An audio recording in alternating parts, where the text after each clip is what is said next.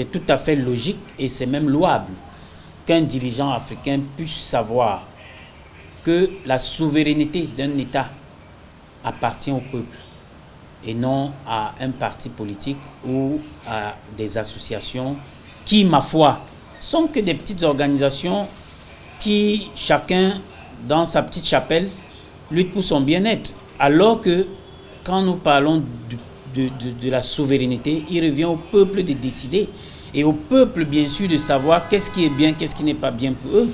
Donc je pense que le général Brice Clotaire Oligui, qui aujourd'hui est candidat à l'élection présidentielle du 12 avril 2025 en République gabonaise, n'émane que, pour moi, aujourd'hui, d'un sauvetage dont le peuple avait aspiré depuis les années d'indépendance. Parce qu'il faut le dire que depuis que le peuple gabonais a connu l'indépendance, ils n'ont connu qu'une seule famille. Et vous savez, dans beaucoup de pays qui ont vécu et qui continuent de vivre cette dictature, le seul rêve qu'ils ont, c'est de savoir qu'un jour, une autre personne, en dehors de ces noms-là, puisse diriger et qu'on puisse évaluer et de savoir quelle peut être la différence entre ce qui était fait et ce qui sera fait. Vu de la configuration politique actuelle au Gabon, à mon humble avis personnel, le général n'a personne en face. Moi je le dis, pourquoi? Parce que quand on parle d'une élection présidentielle, c'est le rendez-vous d'un homme avec son peuple.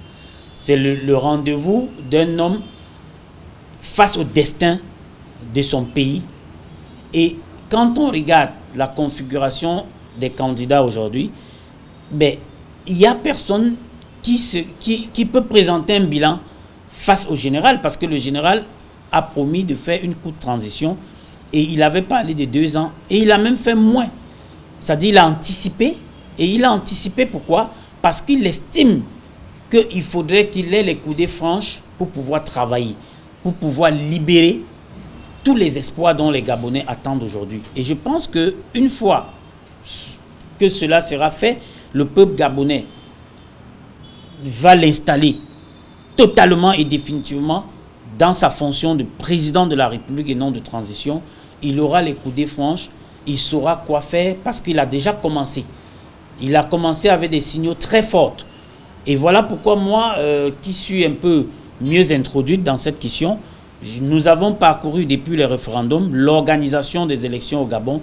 Au jour d'aujourd'hui, il faut dire que c'est totalement différent de ce que nous avons eu à suivre comme élection au Gabon il y a longtemps. Donc, nous encourageons le ministère de l'Intérieur qui aujourd'hui organise les élections et vraiment est en train de tout faire pour qu'il y ait l'inclusivité, qu'il y ait la transparence et qu'il y ait l'équité en termes d'organisation.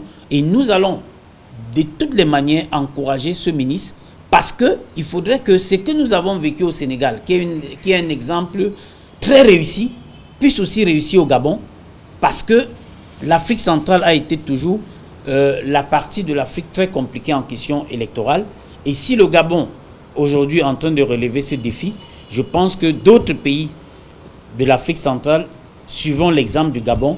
Et je pense que petit à petit, nous allons faire notre chemin et l'Afrique centrale pourra se réjouir du fait que les élections qui ont été toujours contestées à partir du Gabon aujourd'hui soient un cas d'école et que ce cas d'école permettra à tous les candidats, à tous les électeurs de se rassurer qu'une élection enfin peut être crédible, transparente et inclusive en Afrique centrale.